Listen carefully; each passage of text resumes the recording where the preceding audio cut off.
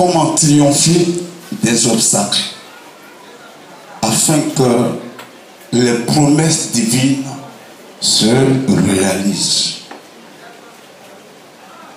Comment triompher des obstacles afin que les promesses divines se réalisent. Une chose est de recevoir une promesse de Dieu, mais une autre est de les voir s'accomplir, les voir se réaliser.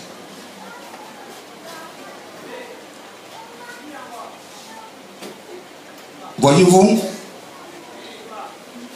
pour qu'une promesse s'accomplisse, nous avons la part de Dieu,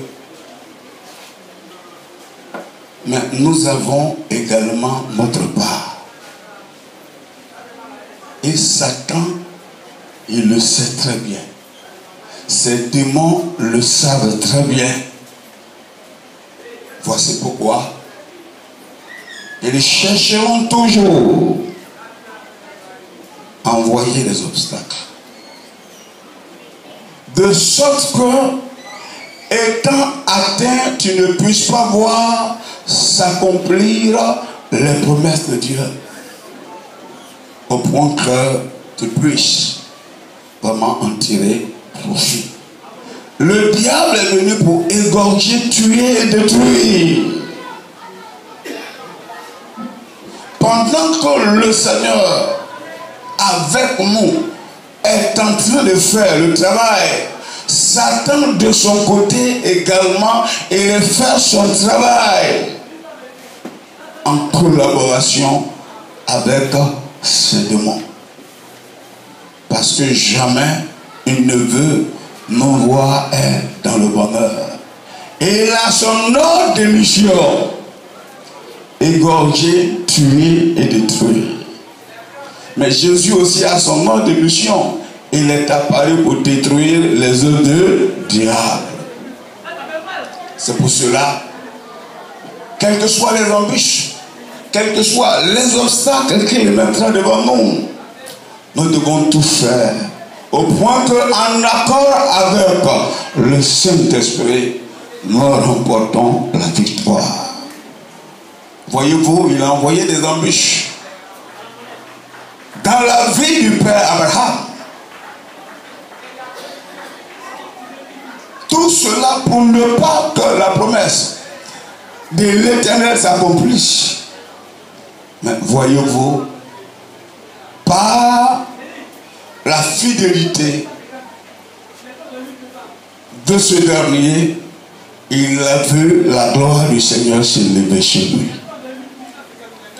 Nous allons ouvrir nos Bibles dans Genèse, le chapitre 12, pardon, Genèse, le chapitre 12.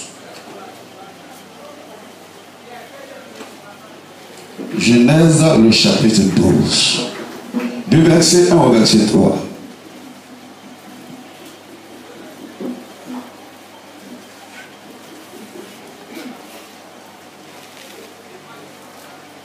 Genèse, le chapitre 12, du verset 1 au verset 3.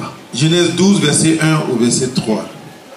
L'Éternel dit à Abraham: va-t'en de ton pays, de ta patrie et de la maison de ton père, dans le pays que je te montrerai.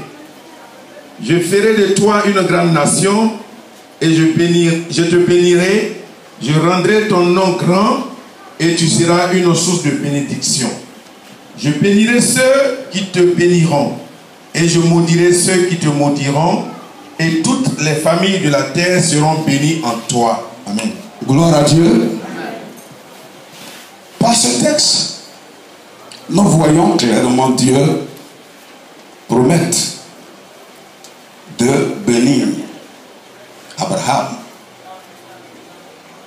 Et nous découvrons également les différents éléments composant la vision des bénédictions que Dieu prévoit lui accorder. Et lui dit, il fera de lui une grande nation. il le bénira. Et il rendra son nom grand. Il sera une source de bénédiction. Il bénira ceux qui le béniront. Il maudira ceux qui le maudiront. Et enfin, toutes les familles de la terre seront bénies en lui. Dis Amen. Amen. Frères et sœurs, étant donné que, comme nous avons vu le dimanche dernier, nous avons obéi au Seigneur. Retenons que par Jésus aujourd'hui, nous sommes aussi devenus des enfants d'Abraham. Résultat, tout comme Dieu a fait des promesses à Abraham, le Seigneur nous a aussi également fait des promesses. Par des enseignements, par des prédications, par des prophéties. Et concernant les promesses, à chaque fois que soit nous sommes à l'église, nous sommes en cellule, voire nous sommes en prière, le Seigneur, il permet toujours qu'une parole, une partie de sa parole se détache de lui et vienne s'accrocher dans notre cœur pour dire que constamment le Seigneur nous donne des promesses. Mais sachez que pour que la promesse que Dieu a faite à Abraham arrive à voir son accomplissement, il a fallu qu'Abraham paye le prix. Abraham a payé le prix. À cause des obstacles qui se sont présentés à lui, Abraham a payé le prix. Abraham a remporté la victoire. Pour vous dire qu'aussi, en tant que les filles d'Abraham, les mêmes obstacles qu'on a, bien-aimés, nous en connaîtrons. Mais tout comme il a remporté la victoire, nous devons tout mettre en œuvre aussi pour remporter la victoire, afin que le nom du Seigneur soit béni. Si nous ne remportons pas la victoire, cela sous-entend que nous ne sommes pas ses enfants. Notre Père a remporté la victoire. Nous devons aussi remporter la victoire. Et nous pouvons remporter la victoire. Dans 1 Jean, le chapitre 4. 1 Jean, le chapitre 4. Le verset 4. 1 Jean, le chapitre 4, le verset 4. Voici ce que nous dit les Saintes Écritures. 1 Jean, le chapitre 4, le verset 4. Vous, petits enfants, vous êtes de Dieu. Vous, petits enfants, vous êtes de Dieu. Dieu dit que nous sommes de lui. Répète, je suis de Dieu. Je suis de Dieu. Je suis de Dieu. Je suis de Dieu. Et la Bible continue en disant, vous les avez vaincus. Vous les avez vaincus. Vous avez vaincu qui? Vous avez vaincu la force des ténèbres. Vous avez vaincu Satan et ses démons. Vous les avez vaincus. Pourquoi? Parce que celui qui est en vous est plus grand que celui qui est dans le monde. Le Seigneur dit que tu as vaincu la force des ténèbres. Pourquoi? Parce que lui qui est en toi, il est plus grand que les esprits qui sont dans le monde. Pour dire que tu es en position de force. Tu es en position de force. Les démons, Satan, c'est que tu les as vaincus. Les esprits qui adorent, tes parents savent que tu les as vaincus. Les esprits qui animent l'environnement de ton service, c'est que tu l'as vaincu. Tu es en position position de victoire. C'est pour cela, tu ne dois pas être de ces hommes et de ces femmes qui vivent la tête toujours baissée. Tu dois faire partie de ceux qui marchent toujours la tête levée. Toujours la tête levée parce qu'ils réalisent qu'ils sont en position de force, en position de puissance, que les forces des ténèbres ne sont rien et ne peuvent rien au-devant d'eux. Au nom de Jésus-Christ, quels que soient les obstacles et les graisses, oui, par ta foi en Dieu, ces obstacles se déplacent au nom de Jésus. Alléluia. Ils vont se remuer, mais tu ne dois pas te laisser être atteint par l'inquiétude. Tu ne dois pas te laisser être atteint par la tristesse. Tu es en position de vainqueur. Tu es en position de victoire. Alléluia. Gloire à Dieu. Bien-aimé, il y a des gens qui ont eu des promesses. Il y a des gens sur qui de merveilleuses prophéties ont été dites.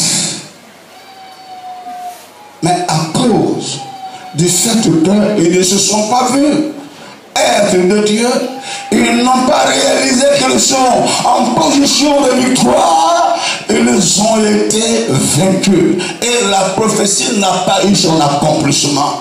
La parole délivrée depuis la chair n'a pas eu son accomplissement. Il y a un travail à faire. Il y a un travail à entreprendre. Alléluia. Quels sont ces obstacles que notre père Abraham a connus, que nous aussi demain nous pouvons en connaître? Le premier obstacle, c'était Lot. Le premier obstacle, c'était Lot. Quand nous revenons à notre texte de base, le texte dans lequel Dieu a communiqué la vision de la bénédiction à Abraham, je profite de l'occasion pour vous dire que la vision, c'est simplement ce que Dieu nous montre de faire, ou bien ce que Dieu montre d'accomplir. Quand Dieu nous montre d'être, de devenir quelqu'un, ou bien de faire quelque chose, c'est une vision que nous donne. Et quand nous revenons à la vision, oui, de la bénédiction d'Abraham, nous découvrons que c'est seul Abraham que Dieu a parlé. C'est seul Abraham que Dieu s'est adressé. Et c'est envers celui que les bénédictions doivent couler. Dieu lui dit, va-t'en de ta patrie. Va-t'en de ta patrie et va sur une terre que je te montrerai. Une terre que je te montrerai. Celui qui doit partir, c'est Abraham. Comme étant marié, il est obligé, il est tenu de s'en aller avec son épouse. Mais nous constatons dans le texte, au verset 4, on dit Abraham partit comme l'Éternel lui avait dit, et l'autre partit avec lui. Il n'a pas dit qu'il devait aller avec l'autre. Mais il s'est laissé toucher et il est allé avec l'autre. Peut-être que l'autre lui a dit, comme l'autre c'est son neveu, il lui a dit, mais tonton, on ne sait jamais là où tu vas là. Peut-être que quelque chose peut t'arriver. Hein? Ma tante qui est avec toi, elle seule, elle ne pourra pas te gérer. Ou bien les bergers qui sont avec toi ne pourront pas te gérer. Comme le même sang qui coule dans mes veines, c'est le même qui coule en toi. Il faut que j'aille avec toi. par sentimentalisme, Abraham s'est laissé avoir. Et le voici qui part avec l'autre. Mais la parole de Dieu nous dit que dans leur marche, il fut un moment où il y a eu des problèmes. Et à cause de l'existence de ces problèmes, Dieu ne lui parlait plus. Dieu ne se révélait plus à lui. En fait, les bergers d'Abraham et ceux de Lot ont commencé à se colorer. Comme les deux sont les chefs, il est sûr qu'il y a eu des différends entre les deux. Il est sûr qu'il y a eu de la colère qui s'est levée quelque part dans le cœur de l'un comme de l'autre. Et cela a engendré des ténèbres entre eux. Dieu ne se révélait plus à Abraham. C'est quand Abraham va décider de se séparer avec Lot que la Bible dit que le Seigneur va reprendre de communiquer encore avec lui. Bien-aimé, Lot nous enseigne l'hérédité néfaste. L'hérédité néfaste. Aujourd'hui dans l'église, il y a des gens à qui Dieu a fait des promesses. Mais souvent ces promesses n'arrivent pas à s'accomplir à cause de quoi? À cause d'une certaine hérédité qu'ils ont dans leur vie. Il y a certaines choses qu'ils ont héritées dans leur famille. Il y a certaines choses qu'ils ont héritées de la part de leur mère, de la part de leur père. Et l'existence de cette hérédité fait que ce que Dieu veut accomplir ne se réalise pas. C'est pourquoi il faut faire des investigations. Il faut faire des investigations pour découvrir qu'est-ce qui cloche, qu'est-ce qui ne va pas, qu'est-ce qui fait l'obstacle. Au point que de par ta communion avec Dieu, que cet obstacle soit ôté. Sinon Dieu a en vision de te positionner dans la gloire. Dieu a en vision de te faire rayonner dans ton environnement.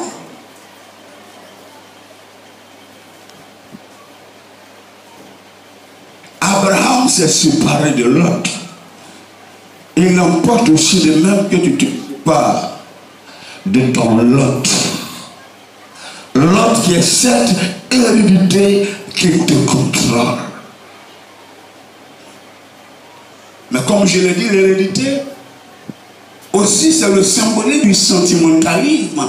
Abraham s'est laissé emporter par le sentimentalisme. En matière de vision, on ne doit pas être sentimental. On doit toujours vivre selon ce que Dieu nous a dit. On ne doit pas permettre aux sentiments de nous contrôler. On ne doit pas permettre aux sentiments de nous dominer. On doit dépendre de la voix de Dieu. Si Dieu n'a pas associé quelqu'un, je ne suis pas obligé de l'associer.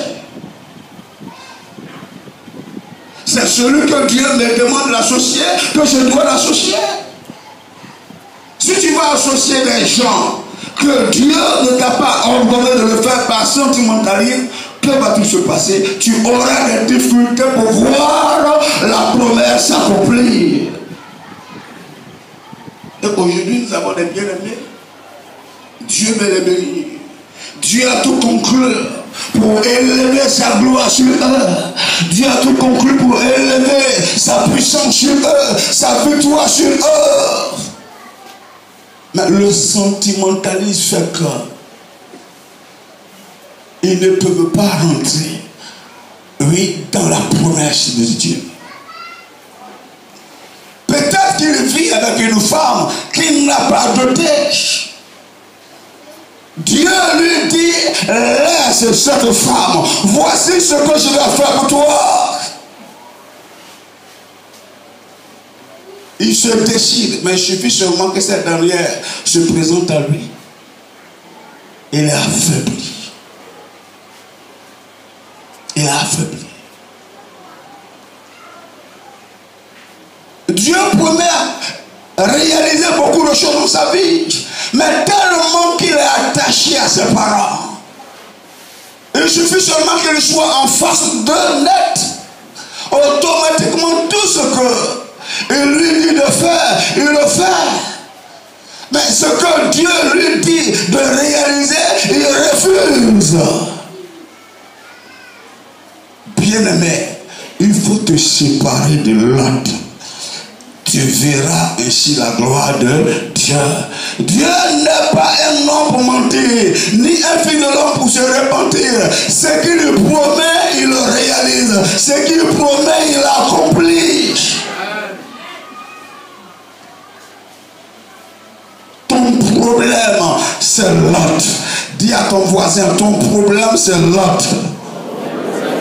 Sépare-toi de lui. Alléluia. Amen. Vous voyez dans Actes chapitre 15, le verset 36 à 40. Actes chapitre 15, le verset 36 à 40. Nous voyons Paul qui était très rigoureux contre Barnabas et son neveu Jean-Marc. Au moment où le Seigneur les envoyait, Dieu n'a pas dit que Jean-Marc devait être avec eux. Mais ce dernier les a accompagnés dans la mission. Quand ils avaient commencé à avoir des difficultés dans la mission, Jean-Marc va disparaître. En fait, ce que Dieu n'a pas semé sera toujours déraciné. Acte, le chapitre 15, le verset 36 à 40. Mais plus tard, quand Jean-Marc a appris que le ministère de son homme est celui de Paul, a commencé à prier, que va-t-il se passer? La Bible dit qu'il était venu voir son oncle afin de reprendre avec eux. Mais Paul a dit non. Ce monsieur qui nous a abandonnés à Pamphylie, il ne peut plus continuer avec nous. Mais Barnabas, il s'est laissé enrôler par le sentimentalisme. Paul a dit non. Comme Barnabas insistait dans sa position, c'est ça qui a fait qu'il y a eu la séparation entre les deux. Barnabas a pris son neveu, il a continué sa route. Paul était obligé de chercher un autre disciple, un autre compagnon. Et Dieu a suscité qui? Le Seigneur a suscité Timothée. Paul a été rigoureux. En matière de vision, il faut être rigoureux. Il faut être toujours du côté de Dieu. Pour que le Seigneur accomplisse ce qu'il a promis. Alléluia. Donc, défais-toi de l'autre. Ne te laisse pas être emporté par l'hérédité néfaste ni le sentimentalisme. Gloire au Seigneur. Il y a eu un deuxième obstacle. Dans Genèse, le chapitre 12, le verset 10. Genèse, le chapitre 12, le verset 10. Le Seigneur a dit à Paul, et à, quel est son nom, à Abraham, de quitter sa patrie et d'aller sur une terre qu'il va lui montrer. Il s'agit de Canaan. Abraham a obéi. Genèse, le chapitre 12, le verset 10. Abraham a obéi. Il est descendu où? À Canaan. Mais quelque temps après, voici la famine. Ah, tu m'as dit que tu vas m'élever. Mon nom sera grand. Tu as dit que je serai une source de bénédiction. Voici que j'ai atterri dans un milieu, quelque temps après, les difficultés commencent à se présenter. Il n'y a plus à manger. À cause du fait qu'il n'y a plus à manger, que va-t-il se faire? Que va-t-il se passer? La Bible nous dit que, quel est son nom? Abraham. Au lieu de rester à Canaan, il est allé où? Il est allé en Égypte. Il est allé en Égypte pour avoir du secours. Et dans cette partie de la terre, il a connu, bien aimé, pas mal de problèmes. pas mal de difficultés. La famille nous enseigne les épreuves. Les épreuves, c'est le symbolique des épreuves. Tu peux être dans une vision, mais les difficultés peuvent se présenter à toi. Mais est-ce que c'est pour cela que tu vas enlever ton esprit sur ce que Dieu t'a dit? Si tu enlèves ton esprit sur ce que Dieu t'a dit, tu vas t'empirer. Le fait d'avoir ton esprit sur ce que Dieu t'a dit dans les difficultés te réconforte. Produise la joie en toi, produise la stabilité en toi. Une fois que tu enlèves ton esprit, bien aimé, tu vas sombrer dans la mort. Tu vas sombrer dans la dépression. C'est pour cela. Peut-être que tu as reçu la promesse. Mais ton constat est que les difficultés ont commencé à s'amplifier. Nous venons toujours de finir le programme. Et dans la première semaine du programme, ou dans la deuxième semaine du programme, tu te rends compte que les choses vont de mal en pire. Bien aimé, il ne faut pas te décourager. Il faut continuer de croire en Dieu. Il faut continuer d'être déterminé, d'aller jusqu'au bout. Ce que le Seigneur a dit va se réaliser. Alléluia. Ne te décourage pas pour être en colère. Être en colère contre les membres de la famille. Être en colère contre les membres de l'église. Être en colère contre les responsables. Ne te décourage pas au point que des paroles insensées sortent de ta bouche. Pour perdre l'onction que tu as reçue, conserve l'onction. C'est pourquoi que ton esprit soit dans ce que le Seigneur t'a dit. Alléluia. Voyez-vous, quand nous lisons dans 2 Corinthiens, le chapitre 12, le verset 12. 2 Corinthiens, le chapitre 12, le verset 12. Voici ce que l'apôtre Paul dit. Il disait aux Corinthiens, parce qu'il fut un temps où ces derniers ont commencé à ne pas le reconnaître comme leur père spirituel, alors que c'est lui qui les a gagnés. Quand ces derniers ont pu bénéficier du ministère exercé par Apollos, ils ont commencé à avoir d'autres pensées sur Paul. Et à certains même qui sont allés jusqu'à dire que Paul, il n'était pas spirituel parce qu'il ne parlait pas en langue. Paul leur a dit, je parle en langue plus que vous tous. Ils sont allés jusqu'à dire qu'il n'est pas apôtre. Paul a commencé à défendre son ministère en leur disant, les preuves de mon apostolat ont éclaté au milieu de vous. D'abord par une patience en toute épreuve. Quand Paul utilise le langage par une patience à toute épreuve, il fait allusion à la création de l'église, à l'implantation de l'église de Corinthe. Ça n'a pas été facile. Il fut un moment où il voulait s'en aller. Mais le Seigneur lui a dit non, ne t'en vas pas. J'ai un peuple nombreux dans cette ville. Continue de parler de moi. Continue de prêcher la bonne nouvelle. Et Paul est resté fidèle à la voix de Dieu. Il dit, les preuves de mon apostolat ont éclaté au milieu de vous par une patience à toute épreuve. Mais est-ce que Paul, en allant à Corinthe, il n'était pas dans la vision? C'est le Seigneur qui a fait de lui l'apôtre des païens. C'est le Seigneur qui l'a dirigé à Corinthe. Mais pendant qu'il était en Corinthe, il y avait des problèmes, il y avait des difficultés, il y avait des attaques. Tu peux être dans la vision et les difficultés peuvent se présenter. Mais la présence de ces difficultés, c'est un texte que le Seigneur te donne. Dans le but de te préparer, dans le but d'enlever en toi tout ce qui ne le glorifie pas. Au point simplement qu'en retour, il met en toi ce qui le glorifie. De telle enseigne qu'au jour J, quand la bénédiction va venir, que tu saches la gérer selon lui. Quand la gloire va venir, que tu saches la gérer selon lui. Quand la puissance va descendre sur toi, que tu saches la gérer selon le Seigneur.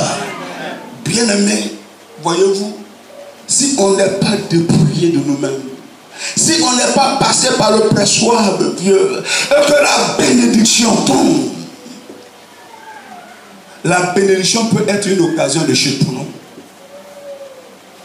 Au lieu de s'attacher à celui qui nous a donné la bénédiction, nous allons nous attacher à la bénédiction. Et la bénédiction devient un piège pour nous. Mais Dieu ne nous bénit pas pour que par la bénédiction nous allions à l'enfer. Il nous bénit pour que davantage nous soyons attachés à lui. Pour que davantage nous soyons en mesure de faire son œuvre avec efficacité. Donc pour ne pas tomber dans de telles choses, le Seigneur il nous teste. Dans la vision, il permet les épreuves pour nous préparer à recevoir la grande bénédiction. Paul dira qu'il a supporté patiemment les épreuves. Après cela, maintenant, il va parler des signes. Ça, c'est les manifestations minimes du Seigneur. Il va parler des signes. Après les signes, il parlera des miracles. Après les miracles, maintenant, il va révéler aux Corinthiens le sommet, le plus grand des manifestations de Dieu. Il parlera des prodiges. Les preuves de mon apostolat ont éclaté au milieu de vous par une patience à toute épreuve, par des signes, par des miracles et des prodiges. Donc, reste ferme.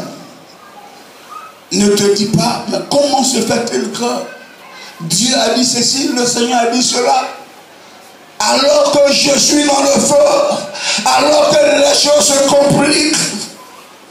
Le Seigneur, il sait ce qu'il fait. Reste ferme, reste fidèle. Sa gloire se lèvera sur toi. Tes ennemis seront dans la confusion et ils réaliseront que tu marches avec l'Éternel des armées. Alléluia. Voici pourquoi il faut triompher de la famine. Il faut remporter la victoire sur l'obstacle de la famine, sur l'obstacle des épreuves. Il y a eu un troisième obstacle. Il était relatif au corps d'Abraham et de Sarah. Au corps d'Abraham et de Sarah.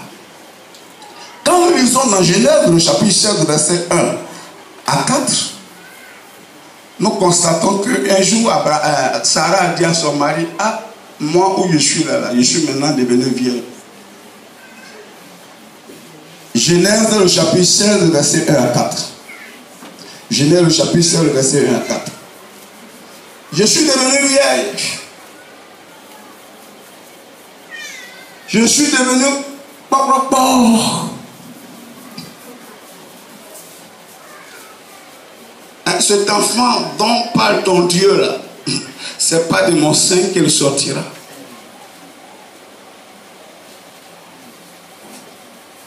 Voici ma servante. Tu peux aller avec elle. Voici une femme qui encourage son mari à l'adultère. Le vieux aussi. On dirait que ses yeux ne restaient pas tranquilles. Hein? Il était même fatigué de la vieille. Donc quand la vieille lui a fait la proposition, il a sauté là-dessus. Ah, j'ai dit, ce que tu dis là, c'est vrai. Hein? Il allait avec elle. Et puis elle a eu Ismaël. Sarah, quel est son nom? Agar a eu Ismaël.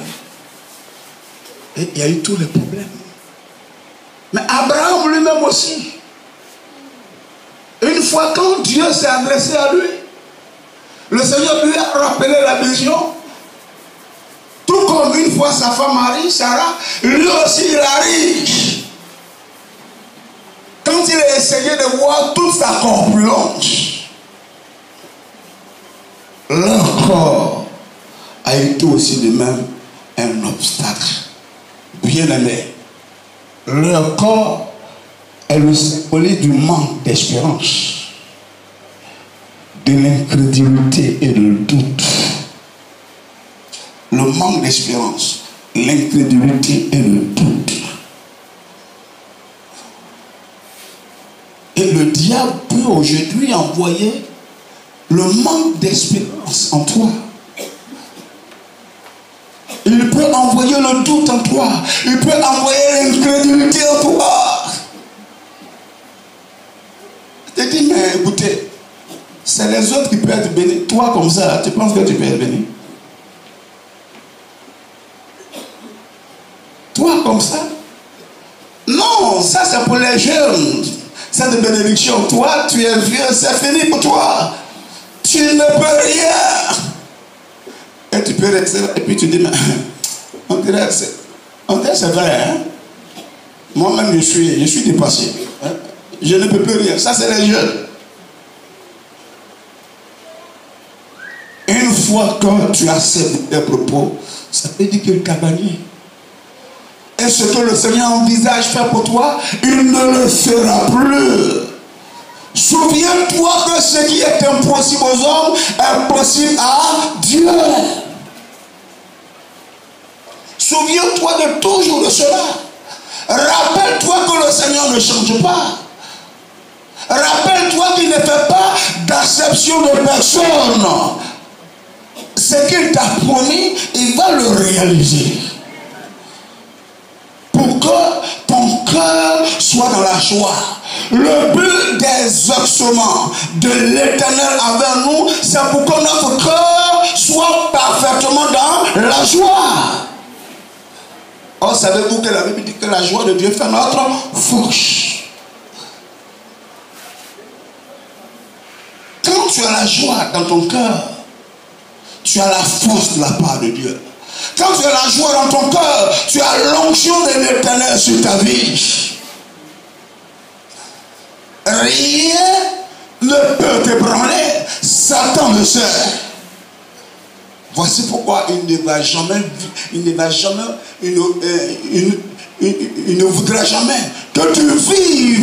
l'exaucement. Et il mettra l'obstacle du manque d'espérance, ou du doute, ou de l'incrédulité dans ta vie. Mais espère contre toute espérance. Là où on te dit qu'il y a telle personne a eu cette maladie, elle est morte de ça.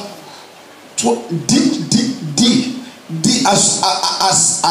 à la personne qui s'adresse à toi, dis-lui que c'est l'autre, pas moi. Pas moi. Pas moi.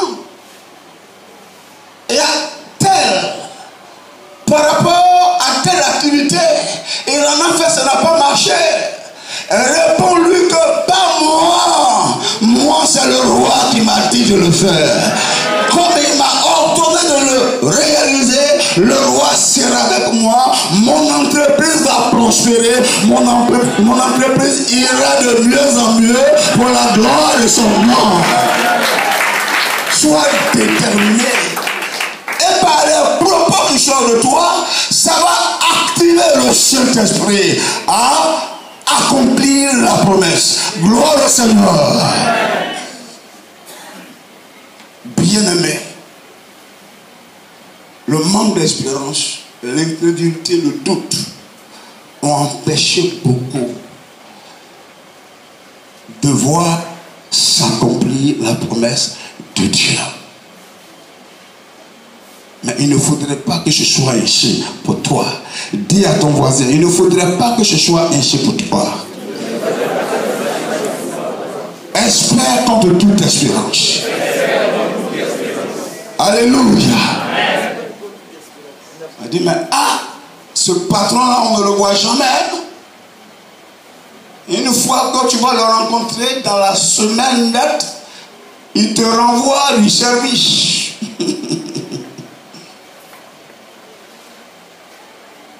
Tu dis, mais moi avec l'Éternel, je vais le rencontrer. Je le rencontrerai et il aura davantage confiance en moi. Personne ne me fera sortir de cette entreprise. C'est le roi lui-même qui m'a envoyé ici. Un point, un trait. Bien-aimés, nous sommes des fils de Dieu. La semence de l'Éternel dit en nous. Un jour, Jésus parlait aux gens et il disait, mais ne savez-vous pas que vous êtes de Dieu? Ce qui sort de Dieu est quoi? Ou bien qui? Je vous pose la question, ce qui sort de Dieu est qui? Dieu. Tel père, tel fils. Tel père, tel fils. Ne te laisse pas minimiser. Ne te laisse pas déconsidérer. Agir comme un fils de Dieu. Agir comme celui-là qui est assis dans les lieux célestes avec le Seigneur. Afin d'emmener les gens de ce monde à fléchir sur nous et donner gloire au roi des rois, au Seigneur des seigneurs. Leur corps a été un obstacle. Nous avons également leur nom. Le troisième obstacle, c'est leur nom. Leur nom. Le quatrième. Excusez, qu'est-ce qu'il a dit? Et le troisième, quatrième. Ok. Ça veut dire que vous suivez. Leur nom. Le nom Abraham. Et le nom Saraï étaient des noms qui n'étaient pas conformes à la vision de Dieu. Quand nous lisons dans Genèse, le chapitre 17, le verset 3-8, Genèse le chapitre 17, le verset 3-8, Genèse le chapitre 17, le verset 3-8, et les versets 15 à 16, nous découvrons que Jésus va changer son nom. Abraham, qui veut dire quoi? Père élevé. Mais il y a un seul Père élevé, c'est l'Éternel des armées. Son nom le mettait en conflit avec Dieu. Saraï veut dire quoi?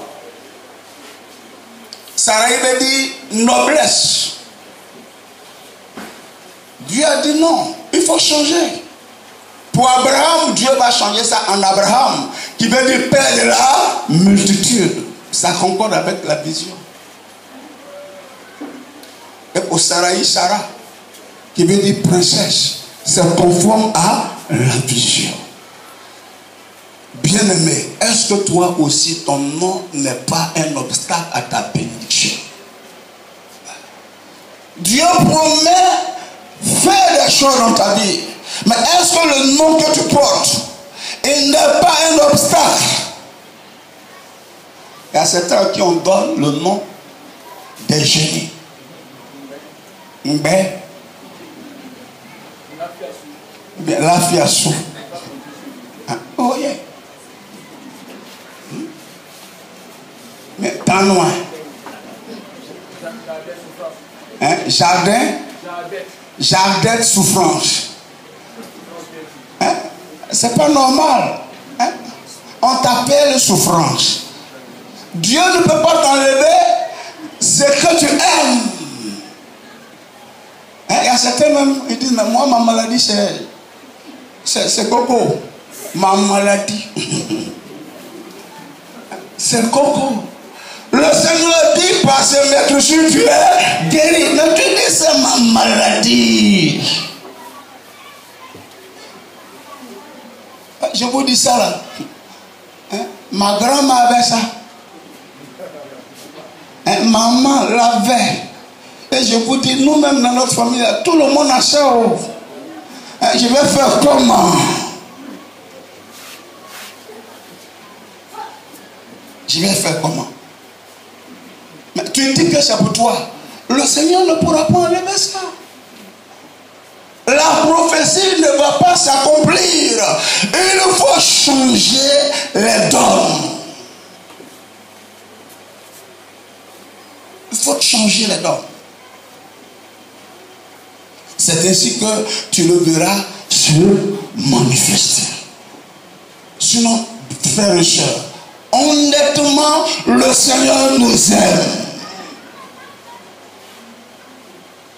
Peut-être que si Dieu permet, à partir, j'en ai parlé avec l'apôtre, à partir du mois de janvier, nous allons parler de l'amour. Vous allez comprendre beaucoup de choses. Mais l'amour commence d'abord par Dieu. La Bible nous dit qu'il est le premier en nous aimer. Je ne parle pas de l'homme, mais je parle de ton Créateur, le Tout-Puissant et l'Éterne. Il ne t'a pas fait dans un esprit de malédiction pour que tu sois maudit. Il ne t'a pas fait dans un esprit de maladie pour que tu sois malade. Il ne t'a pas fait dans un esprit de blocage pour que tu sois bloqué. Il t'a créé dans un esprit saint, dans un esprit d'élévation, dans un esprit de gloire, dans un esprit de puissance, pour dire que son vœu pour toi est que tu sois béni. Ça, c'est son désir le plus ardent, pour qu'en retour tu aies la force de lui offrir une adoration en esprit et en vérité.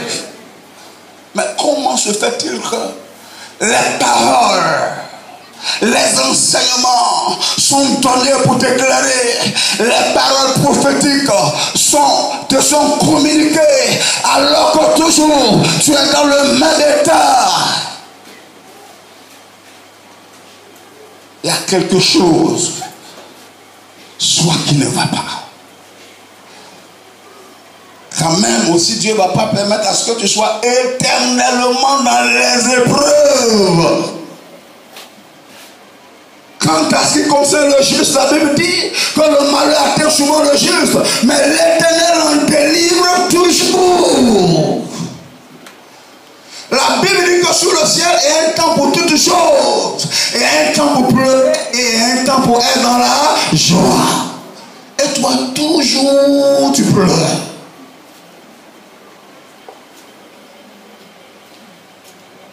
Toujours, tu pleures.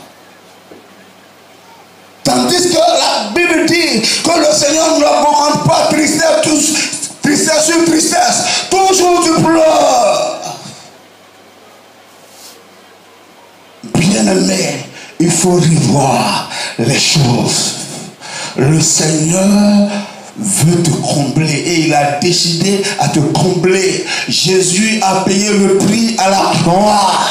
Et dans la vision de Dieu, tu as droit à être visité par la puissance de son esprit pour être comblé. Mais pourquoi? Il faut revoir. Est-ce que ce n'est pas le nom que tu portes? Le nom que tu portes, le nom que tu as donné à ton entreprise, le nom que tu donnes à tes journées, le nom que tu as donné à tes enfants. Est-ce que ce ne sont pas ces noms-là qui sont la cause, qui sont les causes du problème? Pose la question à ton voisin. Est-ce que ce n'est pas le nom?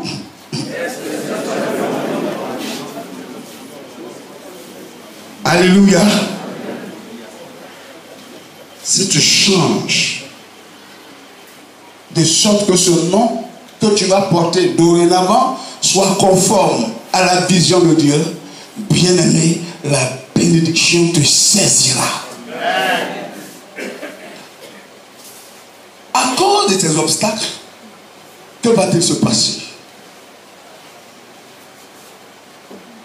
Abraham, il fut un temps, au lieu de marcher la tête levée, il marchait la tête contre terre, le visage contre terre. Mais Dieu lui a dit, non, mais je ne t'ai pas fait pour regarder le sol. j'ai t'ai fait pour que tu me regardes. Hein? Ça t'est toujours comme ça, en train de réfléchir. En train de réfléchir. À cause de cette situation, j'ai commis adultère. Et Dieu même dit que cet enfant-là, c'est pas l'enfant qui m'a promis. Et maintenant, il y a ma femme, hein, elle se moque de moi, tout ça. Hein? Il avait beaucoup de problèmes. Mais un jour, pendant qu'il regardait sur le sol, le Seigneur dit, Abraham, Abraham, est-ce que tu peux compter? Hein? Est-ce que tu peux compter les étoiles? Abraham lève la tête. Et puis il y a quelque chose qui va se passer. Parce que Dieu dit, mais hein, telle sera ta postérité. Il lève la tête et Abraham entend chaque tour appeler Papa Abraham. Papa Abraham. Papa Abraham. Papa Abraham. Et regarde encore le sol. Dieu lui dit, mais est-ce que tu peux compter les grains de sable? Telle sera ta postérité. Chaque étoile a commencé à l'appeler, hein, et chaque grain de sable a commencé à appeler Papa Abraham, Papa Abraham, Papa Abraham.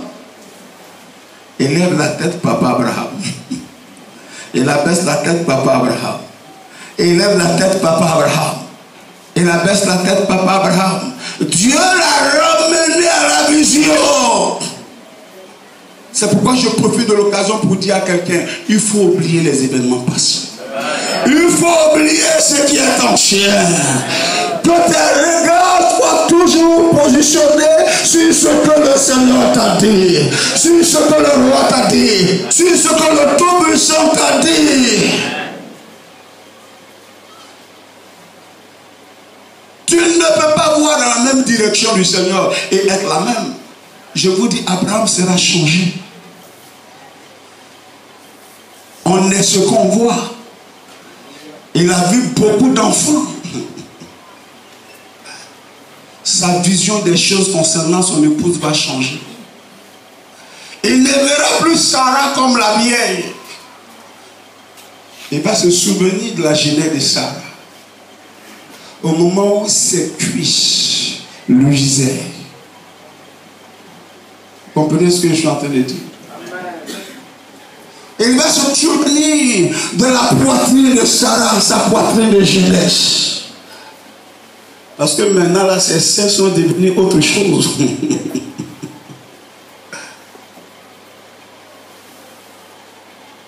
Il va se souvenir du visage de la jeunesse de Sarah.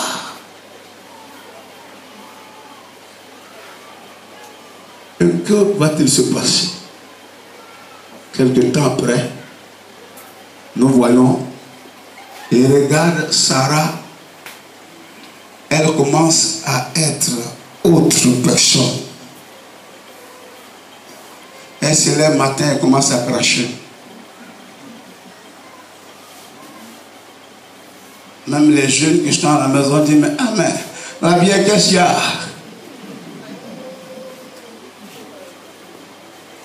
Et la vieille dit, laissez-moi.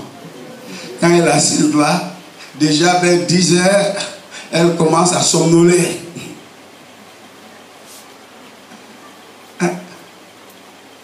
Maman, Sarah, mais pourquoi tu dors à cette heure-ci? Laissez-moi, je suis fatigué. Et puis, au fur et à mesure que les jours vont, elle qui avait un petit ventre, on voit le ventre qui sort. Et puis les fesses sont rentrées dedans. La vieille. Un matin, on entend Ngé, Ngé, Ngé, Ngé, Ngé, Ngé. Isaac est né. L'enfant de la promesse, l'enfant de la vision est né. Bien-aimé, si toi aussi tu remportes la victoire sur l'autre, sur la famine, Si tu remportes la victoire sur le corps, tu remportes la victoire sur le nom, je m'avais te dit que ton Isaac naîtra.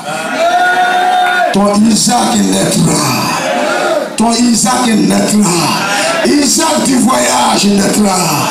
Isaac de l'élévation naîtra. Isaac de la victoire naîtra. Isaac de la gloire naîtra. Personne ne pourra l'arrêter. Il naîtra, il naîtra, il naîtra. Parce que le Créole l'a ordonné à naître. Alléluia.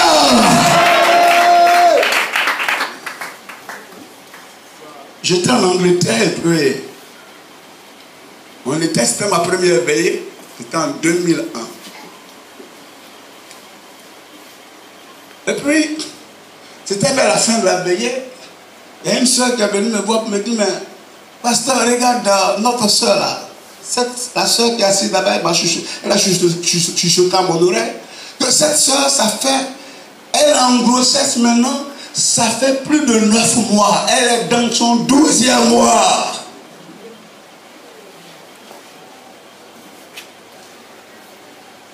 À des moments, elle vomit le sang. Il faut faire quelque chose. Il lui a dit, mais ce n'est pas moi qui vais faire quelque chose. C'est celui qui a mis l'enfant dans le ventre qui fera quelque chose.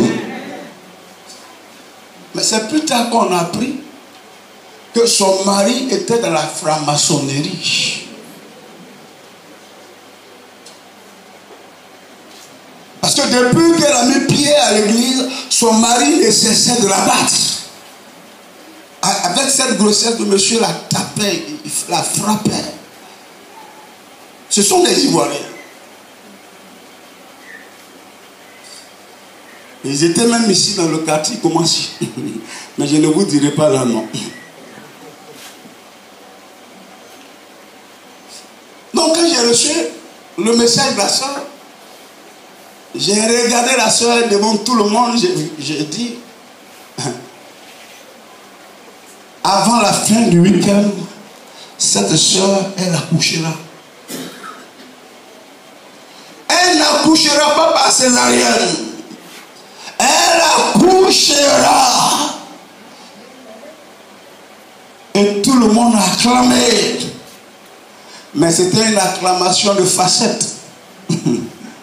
Parce qu'après les anciens, dans ce semaine-là, vers mercredi, jeudi, ils ont commencé à m'appeler.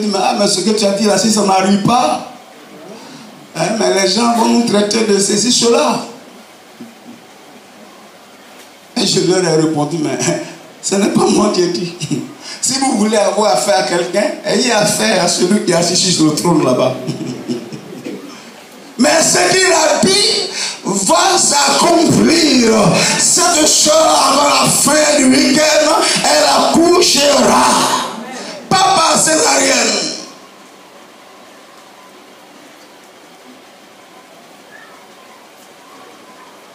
Mais le vendredi soir là même encore c'était fort. Je leur ai dit, mais ayez foi en Dieu. Croyez en Dieu. Ne marchez plus selon votre intellect. Marchez selon la voie de l'esprit. La gloire du Seigneur se lèvera. Vous allez acclamer le Seigneur quand vous verrez l'enfant. Dans la nuit du vendredi au samedi, notre soeur a couché. Elle n'est pas passée par cela. Mais je vous dis, c'était un boom dans l'ombre, dans la communauté des Ivoiriens. Parce que la nouvelle est partie partout. Et à cause de ce miracle, beaucoup de gens se sont convertis. Frères et sœurs, votre Isaac naîtra. Votre Isaac naîtra. Dis à ton voisin, ton Isaac naîtra. Mais remporte la victoire sur les obstacles. Au nom de Jésus-Christ.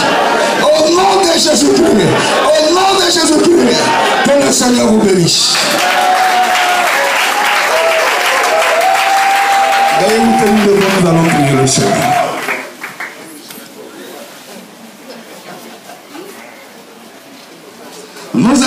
ensemble élever la voix pour remercier le Seigneur. Le glorifier pour sa parole. Ensemble, prions le Seigneur.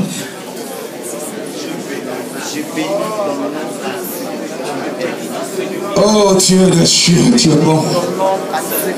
Dieu des cieux, tu es glorieux. Dieu des cieux, tu es digne de louange. Dieu des cieux, tu es digne d'adoration. Il y a de grandes choses que tu as prévues pour nous. Mais Satan ne veut pas que nous rentrons en possession de toutes ces choses. Et voici qu'il laisse devant nous un obstacle. Nous te bénissons ce matin, notre frère. Tu as permis que ces obstacles soient connus. Nous te louons parce qu'avec toi, Seigneur, les exploits sont possibles. Avec toi, les exploits sont possibles. Tu es avec nous pour confronter ces obstacles au point de les faire déplacer. De telle sorte que tout ce que tu envisages réaliser pour nous, que cela soit une réalité. C'est pourquoi ce matin, nous voulons, Seigneur, dire à tout ce qui est en nous de te louer, à tout ce qui est en nous de te lever, à tout ce qui est en nous de te magnifier, à tout ce qui est en nous de te couronner de gloire. Qu'est-ce que Satan, qu'est-ce que les démons, ils ne sont rien, ils ne sont rien, c'est sur moi, où seul nous embarque pour nous empêcher de triompher, pour nous empêcher de prendre possession, nos possessions. Ce matin, Seigneur, par ta parole, ils sont brisés, ils sont paralysés. Nous sommes en position de triomphe, nous sommes en position de gloire, nous sommes en position, Seigneur, de gloire. Oh Dieu, l'ensemble avec toi, unité que nous sommes. Tu as trouvé bon de parler sur le monde, tu as trouvé bon de nous révéler tes plans pour notre bénédiction, de la louange, la puissance, l'élévation soit toi. Tu es le Dieu vivant et vrai, tu es l'admirable conseiller, tu es le prince de la paix, tu es le Dieu tout-puissant. Merci de notre roi, merci de notre Seigneur, Seigneur. Que ton nom soit béni, que ton nom soit béni, que ton nom soit béni. Tu vas mettre ta main sur ton front et nous allons attaquer les obstacles. Pas directement aux obstacles. Dis-leur de se dégager de ton chemin. Dis-leur de se dégager de ton chemin. Dis-leur qu'ils n'ont pas le pouvoir. Dis-leur que leur maître n'est rien. Qu'ils obéissent à la voix de Christ et qu'ils s'en aillent au nom de Jésus-Christ. Ensemble, parlons aux obstacles. Ensemble, parlons aux obstacles. Ces obstacles, peut-être qui ont commencé toujours à se dresser de notre droit. Adresse-toi à eux. Adresse-toi à eux. Adresse-toi à eux. Au nom de Jésus-Christ. Exerce ton autorité.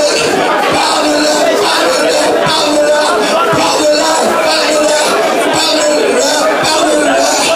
Obstacle de l'homme. Je te commande, force du sentimentalisme et de l'hérédité néfaste. Je te condamne, je te condamne. Toi qui as pris le démon de la vie, du serviteur du Seigneur et de la servante de Dieu, par la parole je te brûle, par la parole je te brûle, par la parole je te brûle, par la parole je te brûle. Je te désarme au nom de Jésus-Christ. Je te désarme au nom de Jésus-Christ. Oui, cette famille que Satan tu es en train de préparer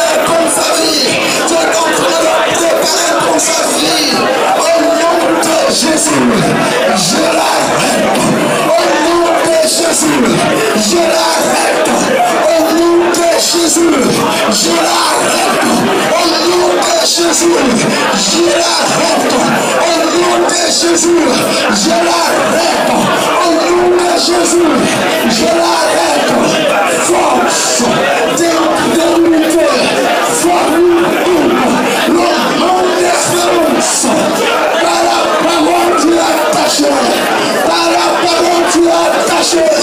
Par la parole, tu es attaché. Par la parole, je te renvoie. Par la parole, je te renvoie. Je te maudis au nom de Jésus. Je te maudis au nom de Jésus. Je te maudis au nom de Jésus. Je te maudis au nom de Jésus. Gloire à toi, roi des rois. Gloire à toi, Seigneur des seigneurs.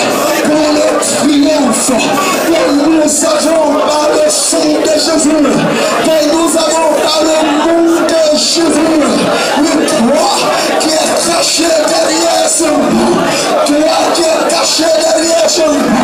Toi qui es caché derrière ce nom. Je te déclare, je te déclare, je te donne de réparer le sang de la victoire, le sang de la victoire.